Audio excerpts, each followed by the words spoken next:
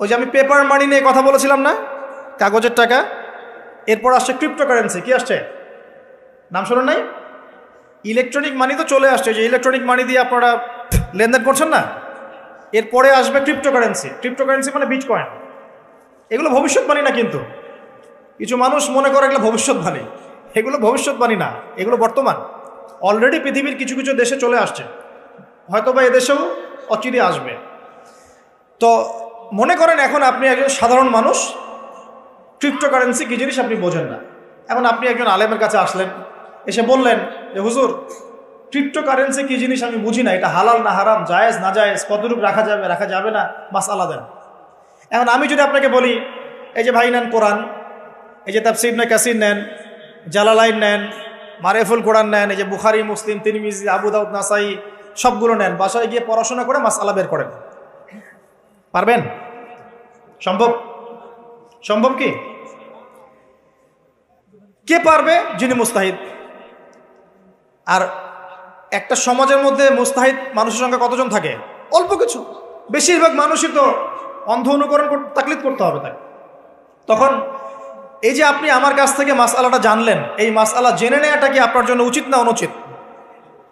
আপনার এই মাসআলা জেনে নেওয়াটা কি উচিত না অনুচিত? এই মাসআলা আমার কাছে বা আলেমের কাছে না জানলে কিভাবে শিখবেন আপনি? শেখার জন্য আপনাকে আসতে হবে না? এটাই মাযহাব, এটাই মাযহাব। এখানে বিভ্রান্তির কোনো সুযোগ নাই যে আমি এগুলা মানি না, আমি খালি বইপত্র একা একা পড়বো, আলেম হয়ে যাবে, সম্ভব না। যখন আমরা কলেজে পড়তাম অনেক সময় মনে হতো যে হয়তো বা সম্ভব। যখন পড়া শুরু করেছি তখন দেখছি যে না, এই সমুদ্রে ডুব দেওয়া কেবল শুরু, এর তলানি খুঁজে বের করতে 100 বছর লাগবে মনে হয়। আল্লাহ ভালো জানেন। আল্লাহু আকবার। দিনের জ্ঞান এত বেশি। আলী রাদিয়াল্লাহু আনহু একটা কথা বলে দেই, দিয়ে সামনে যাচ্ছি।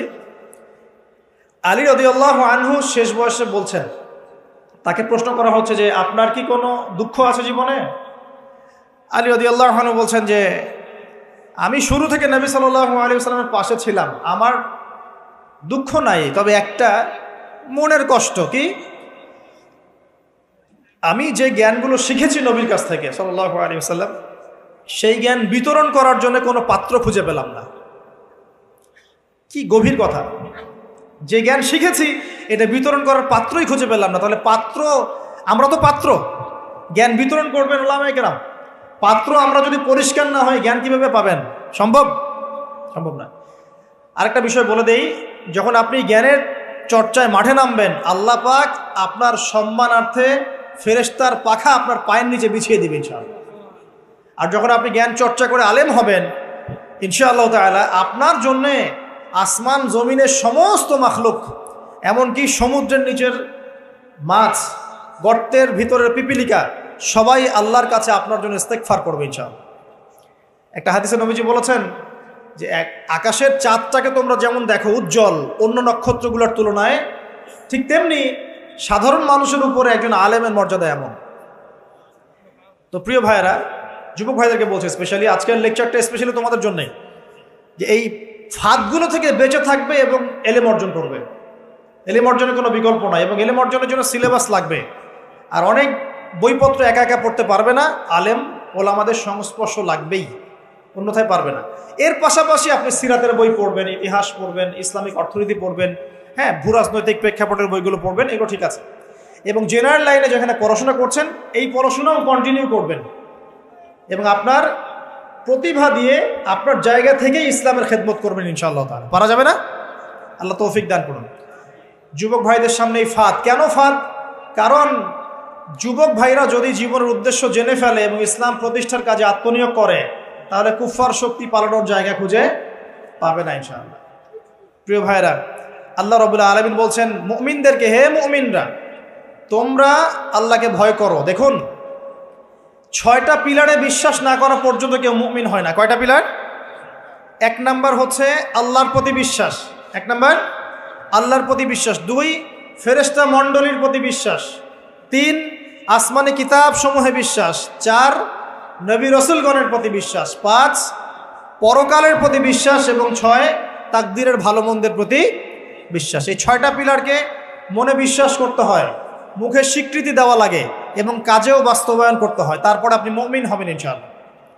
আল্লাহ পাক বলছেন আমাদেরকে, এই মুমিনদেরকে তোমরা আল্লাহকে ভয় করো, ভয় করার মতো ভয় করো। এটার ব্যাখ্যা কি? ভয় করা মানে কি? শুধু নেক আমল করা মানেই আল্লাহকে ভয় করা নয়। আল্লাহ পাকের যত নিষেধ আছে এই নিষেধগুলো ছেড়ে দেওয়ার নাম হলো আল্লাহকে ভয় করা। যদি আমি নামাজ পড়ি, প্রমাণিত হবে না যে আমি আল্লাহকে ভয় করি। আর হারাম ছেড়ে নামাজ পড়েন, হালাল খেয়ে নামাজ পড়েন, প্রমাণ হবে আপনি আল্লাহকে ভয় করেন। নামাজ পড়াটা একটু সহজ কাজ, কিন্তু এই হারাম রিজিক ছেড়ে দেওয়া এত সহজ কাজ নয়। রোজা রাখা সহজ কাজ তুলনামূলক, কিন্তু সুদ ঘুষ ছেড়ে দেওয়া এত সহজ কাজ নয়। তাসবিহ তাহলিল করা সহজ কাজ, কোরআন তেলাওয়াত করা সহজ কাজ তুলনামূলক, কিন্তু ওই বোনের সম্পত্তি তাকে ফিরিয়ে দেওয়া এত সহজ নয়। অন্য মুসলিম ভাইয়ের মান সম্মান রক্ষা করা তো সহজ নয়। পরিবারে পর্দা এবং নামাজ কায়েম করা তো সহজ নয়। এবং এই সুদ ঘুষ দুর্নীতি অন্যের সম্পদ আত্মসাৎ থেকে বের হয়ে আসা এত সহজ নয়। তাকওয়া মানে কি? পরিপূর্ণরূপে ইসলামে প্রবেশ করা, আল্লাহ পাকের যাবতীয় হুকুম আহকাম মেনে চলা, আদেশও এবং নিষেধ। আল্লাহ পাক বলেন শেষে, ওয়ালা তামুতুনা ইল্লা ওয়া আনতুম মুসলিমুন। একজন নবীর কথা খালি বলবো, মুসলিম না হয়ে মৃত্যুবরণ করো না। আল্লাহ পাকের কালাম পবিত্র কোরআনের মধ্যে সূরা হজ নামে একটা সূরা আছে। এখানে আল্লাহ পাক সূরা হজের মধ্যে ইব্রাহিম আলাইহিস সালামের কথা বলছেন যে হুয়া সাম্মাকুমুল মুসলিমিন। ইব্রাহিম আলাইহিস সালাম সেই নবী যিনি তোমাদের নাম মুসলিম দিয়েছেন। কি দিয়েছেন? মুসলিম। আচ্ছা, ইব্রাহিম আলাইহিস সালামের দুটো ঘটনা বলবো খালি, আমি আপনাকে ইসলাম দেখাচ্ছি কি জিনিস। দেখুন, তার স্ত্রীকে আল্লাহ পাক বলছেন রেখে আসো, হাজেরা আলাইহিস সালামকে রেখে আসো মক্কার কাবা ঘরের কাছে, যেখানে কোনো মানুষ নাই, কোনো খাবার পানি কিচ্ছু নাই, সাথে ছোট সন্তান ইসমাইল।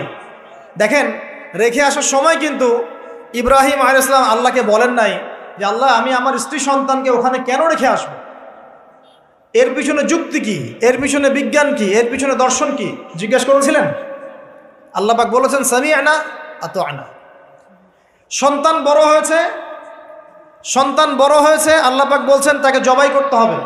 তিনি সন্তানকে গিয়ে বলছেন ইয়া বুনাইয়া ইন্নী আরা ফিল মানামি আন্নী আসবাহুক, আমি স্বপ্নে দেখছি তোমাকে জবাই করছি, ফানজুর মাযা তারা, তোমার কি রায় আমাকে বলো। সন্তান বলছে এবার ইয়া আবাতি, হে আমার আব্বা, ইফআল মা তু'মার, আপনাকে যে আদেশ করা হয়েছে সে আদেশ আপনি পালন করেন। সাতাজিদুনি ইনশাআল্লাহু মিনাস সাবিরিন, ইনশাআল্লাহ আপনি আমাকে ধৈর্যশীল পাবেন। কে বলছে এটা? ইসমাইল। ইসমাইলের মধ্যে কি এখনকার তরুণদের জন্য আদর্শ নাই? যে বয়সে ইসমাইল আলাইহিস সালাম বলছেন আব্বা আমাকে জবাই করে দেন, কোনো সমস্যা নাই, ইনশাআল্লাহ আপনি আমাকে ধৈর্যশীল পাবেন, ওই বয়সের আমাদের তরুণ প্রজন্ম টিকটক প্রজন্ম, ওই বয়সে আমাদের তরুণ প্রজন্ম যে কিশোর গ্যাংয়ে যোগ দিয়েছে, জেনা করেছে, মাদক খাচ্ছে, জুয়া খেলছে, এই যে জার্সি গায়ে দিয়ে ঘুরে বেড়াচ্ছে। দেখেন, এই ওয়াজে আসার সময় দেখলাম যে কিছু ছেলে দাঁড়িয়ে আছে ওখানে। কি হচ্ছে ওখানে দাঁড়ায়? বক্তা এখন আসে নাই, সিগারেটের প্যাকেট থেকে সিগারেট বের করে টান দিচ্ছে ওখানে। বক্তা তো এখন আসেন, টান দিয়ে যায়, তারপর বসে। মাদক বলতে কি বোঝো তোমরা? খালি গাঁজা, ইয়াবা, ফেন্সিডিলি মাদক? সিগারেটটা মাদক না? এই জর্দা খাই, এটা কি মাদক না? এগুলো মাদকের মধ্যে পড়ে, এগুলো ফ্যাশন হয়ে গেছে এখন। আল্লাহ পাক তোমাদেরকে এগুলো থেকে হেফাজত করুন। আমি দেখেন, ইসমাইল বলছেন হে আমার আব্বা আমাকে আপনি জবাই করে দেন, যদি আল্লাহ আদেশ করে থাকেন, আমাকে ধৈর্যশীল পাবেন ইনশাআল্লাহ। মা বোনদের জন্য বলছে এখানে একটা কথা, দেখুন প্রিয় মা বোনরা ভালো করে শুনুন। দেখুন, ইসমাইল আলাইহিস সালামকে কিন্তু তার বাবা বড় করেন নাই। ইসমাইল আলাইহিস সালাম বড় হয়েছেন মক্কায় তার মায়ের কাছে, হাজরা আলাইহিস সালামের কাছে। আর ইব্রাহিম আলাইহিস সালাম থাকতেন সিরিয়ায়, শামে, তার আরেক স্ত্রী সারা আলাইহিস সালামের সাথে তিনি যাওয়া আসা করতেন। আর তখনকার যাওয়া আসা এত সহজ ছিল না, তখন কোনো মোটর যান ছিল না। তো দেখুন, যেমন মা তেমন সন্তান। কেমন মা? হাজরা আলাইহিস সালামকে বলা হচ্ছে যে তোমাকে এখানে রেখে যেতে আল্লাহ আদেশ করেছেন। তো হাজরা আলাইহিস সালাম বলছেন এখানে তো কোনো পানিও নাই, কোনো খাবারও নাই, আপনি এখানে আমাদেরকে একা ফেলে যাচ্ছেন। ইব্রাহিম আলাইহিস সালাম বলছেন আল্লাহর আদেশ, কিছু করার নাই। এখন হাজরা আলাইহিস সালাম বলছেন আচ্ছা যদি আল্লাহ আদেশ করে থাকেন তাহলে ইনশাআল্লাহ আল্লাহ আমাদের হেফাজত করবেন, আল্লাহর প্রতি আমি পূর্ণ তাওয়াক্কুল করলাম। কে বলছেন? হাজরা। এই হাজরা আলাইহিস সালামের দেখেন এখানে তো কোনো খাবারই নাই, পানিও নাই, এক মশক পানি একটু খাবার দ্রুতই শেষ হয়ে গেল। শেষ হওয়ার পর তিনি ছোটাছুটি করছেন, suffer Marwah suffer Marwah suffer Marwah, কোথাও যদি একটু পানি পাওয়া যায়। কি তাওয়াক্কুল আল্লাহর প্রতি, ছোটাছুটি করছেন, বাচ্চা ইসমাইল কান্নাকাটি করছে। মায়ের এই ছোটাছুটি আল্লাহর কাছে এত পছন্দ হয়েছে, যতদিন হজ থাকবে এই হাজরা আলাইহিস সালামের স্মৃতির সাথে জড়িত এই সাই থাকবে। এবং এই ঘটনা আল্লাহর কাছে এত পছন্দ হয়ে গেল যে আল্লাহ পাক জিবরাইল আলাইহিস সালামকে পাঠিয়ে জামজাম কূপের পানি বের করে দিলেন, যেই কূপের পানি জীবনে কখনো শেষ হয় না, পানি খেলে খিদাও লাগে না। চিন্তা করে দেখেন, গ্যালন গ্যালন পানি যাচ্ছে, গ্যালনের পর গ্যালন জামজাম থেকে প্রত্যেক দিন। এমনকি মদিনায় গেলেও আপনি জামজামের পানি পাবেন, মসজিদে কুবায় গেলেও জামজামের পানি পাবেন। আর পৃথিবীর বিভিন্ন জায়গায় তো আমরা নিয়ে আসছি। শেষ হয়েছে? পানির স্তর 1 ইঞ্চি পর্যন্ত নিচে নামে নাই, নেমেছে? দেখেন আল্লাহর প্রতি যখন মানুষ পূর্ণ তাওয়াক্কুল করে তখন আল্লাহর মারেফত নেমে আসে। যখন মানুষ আল্লাহর প্রতি পূর্ণ তাওয়াক্কুল করে ফেলবে তখন আল্লাহ পাক আধ্যাত্মিকত্ব দিয়ে দিবেন সব। এটা কি বিজ্ঞান দিয়ে ব্যাখ্যা করা যায়? একজন ফেরেশতা আসলো, পাখা দিয়ে আঘাত করলো, মাটি থেকে ঝর্ণা বের হওয়া শুরু হলো। এখনকার বিজ্ঞান বিশ্বাস করবে? কোনো যুক্তি দর্শন বিশ্বাস করবে? করবে না। এই যে মা, তাওয়াক্কুল কারিনী মা, তার গর্ভ থেকে জন্ম নিয়েছে ইসমাইলের মতো সন্তান, যে বলছে আব্বা আমাকে জবাই করতে চাইলে করে দেন, কোনো সমস্যা নাই, আল্লাহর ইনশাআল্লাহ আপনি আমাকে ধৈর্যশীল পাবেন। এই জন্য বলি, আমাদের পরিবারের মায়েরা যদি হাজরা আলাইহিস সালামের মতো হতে না পারে তাহলে ইসমাইলের মতো প্রজন্ম তৈরি হবে না। অতএব প্রিয় মা ও বোনেরা, একটা নসিহত যথেষ্ট আপনাদের জন্য, যে নিজেরা হাজরা আলাইহিস সালামের মতো আল্লাহর প্রতি পূর্ণ তাওয়াক্কুল কারিনী হয়ে যান। নামাজ ছাড়িয়েন না। কোনো মহিলা যদি মাত্র 4টা কাজ করতে পারে, নবী সাল্লাল্লাহু আলাইহি ওয়াসাল্লাম বলেছেন জান্নাতে যাওয়ার জন্য সবগুলো দরজা খুলে দেওয়া হবে। 1 নাম্বার, কোনো মহিলা যদি 5 ওয়াক্ত নামাজ পড়ে, এখানে শুধু ফরজ নামাজের কথা বলা হচ্ছে, নফলের কথাও বলা হচ্ছে না। 2 নাম্বার, যদি একজন মহিলা রমজান মাসে সওম রাখে, ফরজ সওম, ফরজ রোজা, নফল রোজার কথাও বলা হচ্ছে না। 3 নাম্বার, যদি মহিলা, একজন নারী যদি তার সতীত্বকে হেফাজত করতে পারে, পর্দা মেনে চলতে পারে। এই পর্দা বলতে আমরা ডিজিটাল বোরখা বোঝাচ্ছি না। পোশাকটা এমন হবে না যে পোশাক পরেও গায়ের কাঠামো কতটুকু আটোসাটোটা বোঝা যায়, এই বোরখা চলবে না। বোরখা এমন হবে না, পোশাক এমন হবে না যে বাহির থেকে ভিতরের অঙ্গ দেখা যায়, এই বোরখা চলবে না। পোশাক এমন হবে না যে পোশাকটা পুরুষদের পোশাকের সাথে সাদৃশ্য আছে, গেঞ্জি টি শার্ট পরা যাবে না। পোশাকটা এমন হবে না যেই পোশাকটা অমুসলিমদের সংস্কৃতির সাথে বা ধর্মীয় কালচারের সাথে সাদৃশ্য আছে, এমন পোশাকও চলবে না। যদি কোনো নারী 3 নাম্বার তার লজ্জাস্থানের হেফাজত করতে পারে, মানে শরঈ পর্দা মেনটেন করতে পারে, আর পর্দা করে যদি কলেজে গিয়ে আর ইউনিভার্সিটিতে গিয়ে সহি প্রেমে লিপ্ত হন, তাহলেও পর্দা হবে না। কথা বোঝাতে পারছি না মনে হয়? পর্দা করেও যদি ইউনিভার্সিটিতে গিয়ে গ্রুপ স্টাডি করতে হয় গায়রে মাহরামের সাথে, এই পর্দাও চলবে না। পর্দা মানে পর্দা। পর্দা করে যে দুলা ভাইয়ের সাথে কুটুস কুটুস গল্প করা শুরু করেন, ইডিস পিডিস, চলবে না পর্দা। দেবর আর ভাবি, এখন দেখেন না, দেবর ভাবি, শালি দুলা ভাই, চাচাতো ভাই চাচাতো বোন, কোন জায়গায় সমাজ গিয়েছে জানেন? এমনও নিউজ বাংলাদেশে এসেছে, নাউজুবিল্লাহ বলতে বলতে রুচিতে বাঁধে, যে বাবা মেয়ের সাথে পর্যন্ত জেনা করে ফেলেছে। এই ঘটনা জানেন না?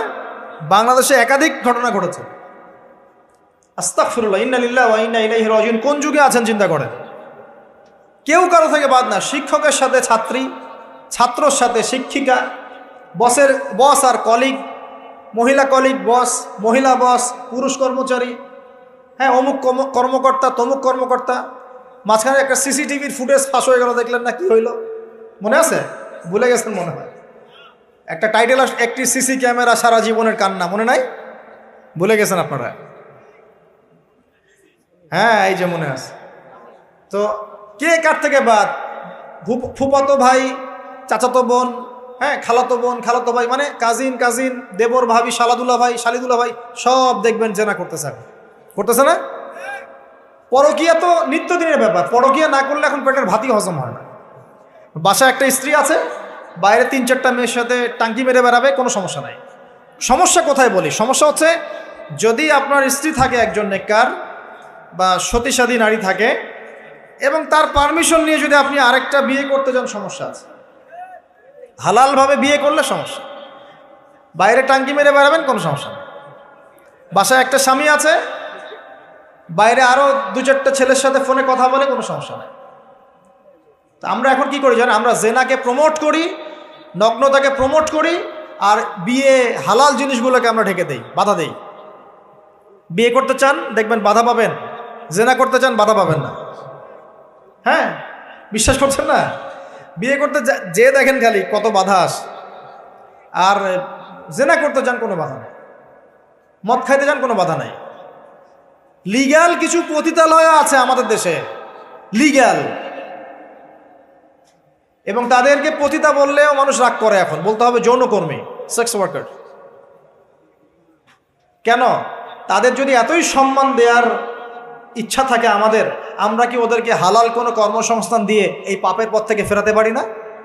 ঠুনকো আবেগ দেখাও মিয়া, বাইরে খালি কিছু টাকা পয়সা ইনভেস্ট করে একটা প্রজেক্ট হাতে নিয়ে এই মেয়েদেরকে, মহিলাদেরকে যদি একটা ভালো কর্মসংস্থানের ব্যবস্থা করে, ওরা কি জেনা করবে নাকি? ও তো টাকার জন্য করে, পেটের দায়ে করে। কোনো মেয়ে কি চায় নিজের ইজ্জত মানুষের কাছে বিক্রি করতে? কোনো মেয়ে চায় না। প্রিয় দিনী বোনেরা, পোশাক এই 4টা মূলনীতি মেনে চলবেন। পোশাক এমন হবে না, আটো-সাটো পোশাক চলবে না, পাতলা পোশাক চলবে না, বাইরে থেকে ভিতর দেখা যায়, পুরুষের পোশাক চলবে না, এবং অমুসলিমদের সাদৃশ্য আছে এমন পোশাক চলবে না। আপনি বাসায় কি পোশাক পরে থাকেন, আমরা এখানে তো কোনো রকম ইন্টারফেয়ার করতে যাচ্ছি না। বাইরে যদি গায়রে মাহরামদের সাথে বের হন, সামনে বের হন, তাহলে অবশ্যই আপনাকে এই পর্দা মেনটেন করেই আসতে হবে। এটা ইসলামিক লস। আর আল্লাহর আইন যদি আপনি না মানেন, আপনার কবর আপনার, আমার কবর আমার। ফাযাক্কির ইন্নামা আনতা মুযাক্কির, উপদেশ দাও তুমি, শুধু উপদেশদাতা। লাস্তা আলাইহিম বিমুসাইতির, তুমি কারো প্রতি দারোগা নও। আমাদের দায়িত্ব জাস্ট প্রচার করা। বাল্লিগু আন্নী ওয়ালাউ আয়া, একটা আয়াত জানলেও খালি প্রচার করে দাও, দ্যাটস অল। ফাযাক্কির ইন নাফাআতিয যিকরা, তুমি উপদেশ দাও যদি উপদেশ কোনো কাজে আসে। প্রিয় ভাইয়েরা, বন্ধুদের কথা বলতে এখানে এসেছিলাম। একটা মেয়ে 4টা কাজ করলে জান্নাতে চলে যাবে ইনশাআল্লাহ।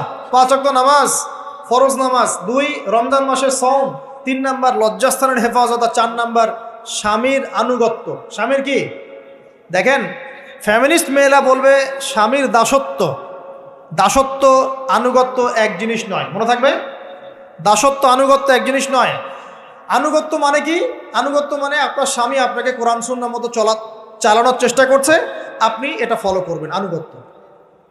আর আপনার স্বামী যদি আপনাকে কোরআন সুন্নাহর বাইরে যদি বলে যে আসো, অফিসের কলিগরা আসছে, আমার টেবিলে খাবার পরিবেশন করো, যাবেন না আপনি, আনুগত্য করবেন না।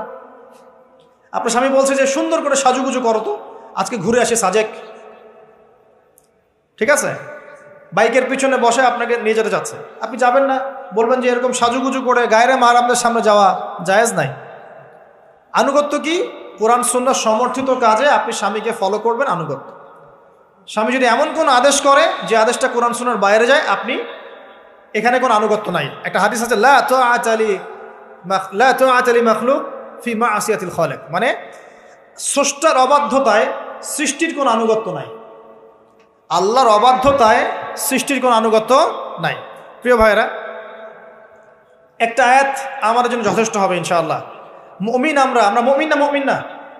আল্লাহ বিশ্বাস করি কি না? ফেরেশতায় বিশ্বাস করি না? নবী রাসূল আসমানি কিতাবে, পরকাল, তাকদীরে বিশ্বাস করি তো? আমরা সবাই ইসলামের বিজয় চাই কি না?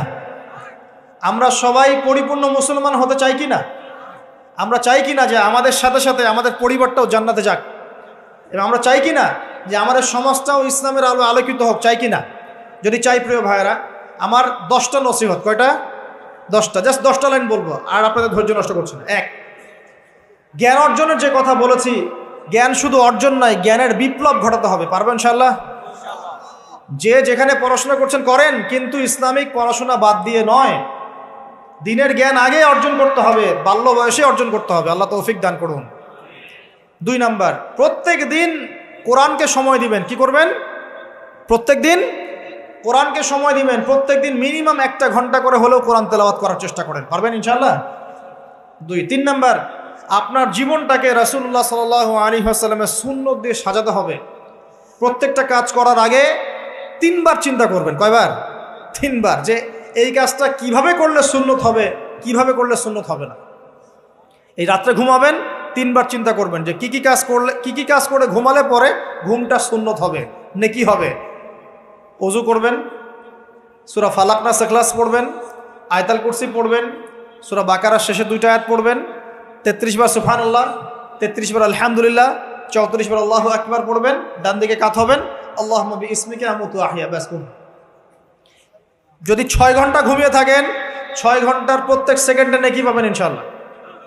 এর নাম সুন্নত। প্রতিটা কাজ সুন্নত মাফিক করতে হবে। একটা খালি কথা বলে দেই, নবীজি 1টা সিঁড়ি, 2টা সিঁড়ি, 3টা সিঁড়ি, 3য় সিঁড়িতে দাঁড়িয়ে বলছেন মিম্বরের আমিন। সাহাবীরা বলছেন, ইয়া রাসূলুল্লাহ, এরকম করে তো আমিন বলতে কখনো শুনি নাই, বিষয়টা কি?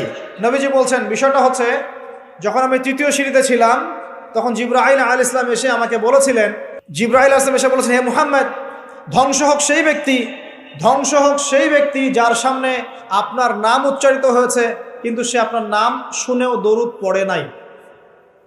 কে ধ্বংস হোক? যার সামনে নবীর নাম উচ্চারিত হয়েছে কিন্তু সে দরুদ পড়ে নাই। বাস, এখান থেকে বোঝেন এখন, কোনো ব্যক্তি যদি রাসূলের নাম শুনে দরুদ না পড়লেই নবীর বদদোয়া পায়, তাহলে যদি সারা জীবন নবীর সুন্নতের খেলাফ চলে, দোয়া পাবে নিশ্চয়ই। কথা বুঝতে পারছেন? শুধু একবার দরুদ পড়ে নাই, নবীর নাম শুনে দরুদ পড়ে নাই ইচ্ছাকৃতভাবে, তাকে নবীজি বলছেন সে ধ্বংস হোক। নবী বলছেন আমিন, মানে বদদোয়া হচ্ছে এটা। তাহলে সারা জীবন যে আমরা দাঁড়িয়ে রাখছি না, টাকনোর নিচে কাপড় পরছি, হ্যাঁ, যে গোফ লম্বা করে একদম শুশুকের মতো রেখে দিয়েছি, কাটছি না, লেবাস ইসলাম না আসছে না, নামাজ পড়ছি না, সুন্নাহ মোতাবেক জীবন করছি না, আমাদের কি হবে? আমরা কি নবী সাল্লাল্লাহু আলাইহি ওয়াসাল্লামের সুপারিশ পাবো? কবরে তাকে দেখালে উত্তর দিতে পারবো? পারবো ইনশাল্লাহ। কখন? যখন আমরা পুরো জীবনটাকে নবীর সুন্নাহ মতো ঢেলে সাজাবো ইনশাল্লাহ। সূরা আল ইমরানের মধ্যেই আছে, কুল ইন কুনতুম তুহিব্বুনাল্লাহ ফাত্তাবিউনি।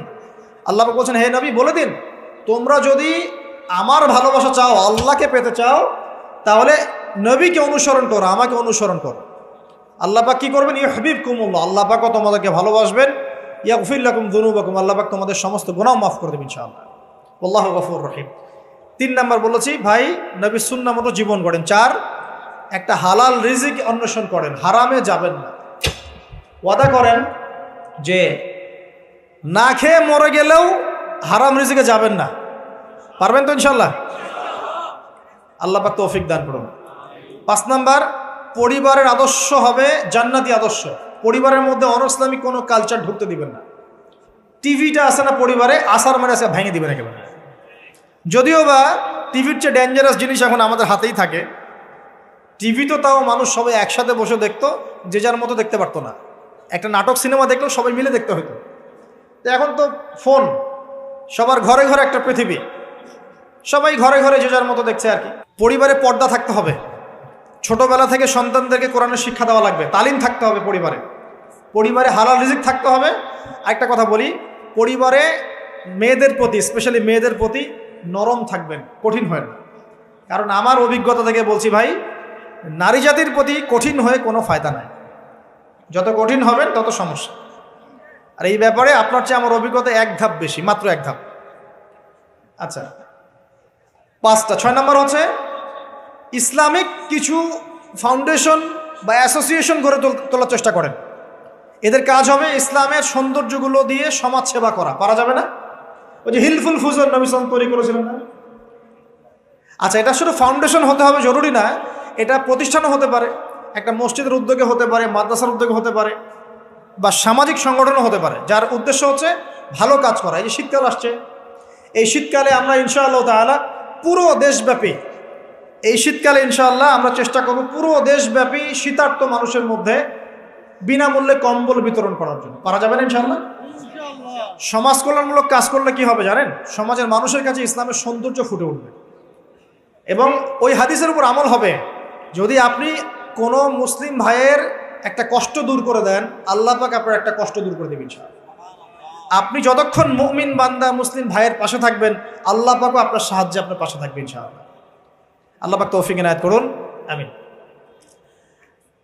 আর কি, আমর বিল মারুফ নাহি আনিল মুনকারের কাজ করবেন। প্রত্যেক মাসে কিছুটা সময় আল্লাহর রাস্তায় দেওয়ার চেষ্টা করেন। একদিন হোক, 2 দিন হোক, 3 দিন হোক, 7 দিন হোক, আপনি চেষ্টা করেন আল্লাহর পথে সময় দেওয়ার জন্য। এটা 7, 6টা বললাম না 7টা বললাম? 7টা বলছি। 8 নাম্বার, আলেম ওলামার সোহবত লাগবে। একা একা চলা যাবে না। আপনি যে আলেম ওলামাদেরকে হক্কানি মনে করেন, আপনার দৃষ্টিতে তাদের কাছেই আপনি পড়ে থাকেন, কোনো সমস্যা নেই। পরামর্শ ভিত্তিক চলবেন এবং আলেমদের মাঝখানে বিভক্তি সৃষ্টি করবেন না, ঐক্যবদ্ধতার চেষ্টা করবেন। আল্লাহ পাক তৌফিক দান। আর দুটো হচ্ছে, আপনার পরবর্তী প্রজন্ম বাচ্চা কাচ্চা যারা আছে তাদেরকে এখন থেকেই পরিপূর্ণ মুসলমানের মতো গড়ে তুলবেন। আইডল দিবেন। তোমাদের আইডল হচ্ছে ওমর রাদিয়াল্লাহু আনহু, তোমাদের আইডল খালিদ বিন ওয়ালিদ, তোমাদের আইডল আলী রাদিয়াল্লাহু আনহু, তোমাদের আইডল আবু বকর সিদ্দিক, তোমাদের আইডল হচ্ছে তারেক বিন জিয়াদ, মোহাম্মদ বিন কাসিম। এই যে আপনাদের এই এলাকায়, চিটাগাং এলাকায় কত আলেম ওলামা ওলিয়া উলিয়ার পদচারণা ঘটেছে জানেন? ইতিহাস পড়ে দেখবেন, আপনি ইতিহাস পড়তে পড়তে শেষ করতে পারবেন না। সেই মুঘলদের আগে পর্তুগিজরা, তার আগে আরও মানুষ এসেছে, আরব বণিকরা এসেছে, সুফি দরবেশরা এসেছেন, পীর সাহেবরা এসেছিলেন, বড় বড় আল্লাহর অলিরা এসেছেন, আসেন নাই? অনেক যুদ্ধ বিগ্রহ জিহাদ হয়েছে এখানে। এমনি এমনি তো ইসলাম পায়নি এই এলাকার মানুষ। ইসলাম এখানে প্রচার করা হয়েছে, প্রতিষ্ঠা করা হয়েছিল। ইবনে বতুতাও এখানে এসেছিলেন। হিস্ট্রি পড়ে দেখেন। তো আমাদের পরবর্তী জেনারেশনকে শেখাতে হবে আমাদের শেকড় কোনটা, আমাদের শেকড় ওদেরকে চেনাতে হবে। পারবো না ইনশাল্লাহ? আর সবশেষ কথা হচ্ছে ভাই, যে আমাদের মা বোনদেরকে খাস পর্দায় রাখার চেষ্টা করেন, কোনোভাবেই যেন তাদের ইজ্জত আবরু কেউ সম্ভ্রম নষ্ট করতে না পারে। আল্লাহ পাক আমাদের সবাইকে এই আদর্শগুলো মেনে চলে তৌফিক ইনায়াত করুন, আমিন। আকুলু কওলি হাযা আস্তাগফিরুল্লাহ লি ওয়া লাকুম ওয়া লিসাইরিল মুসলিমিন। বারাকাল্লাহু লানা ওয়া লাকুম বিল আয়াতিল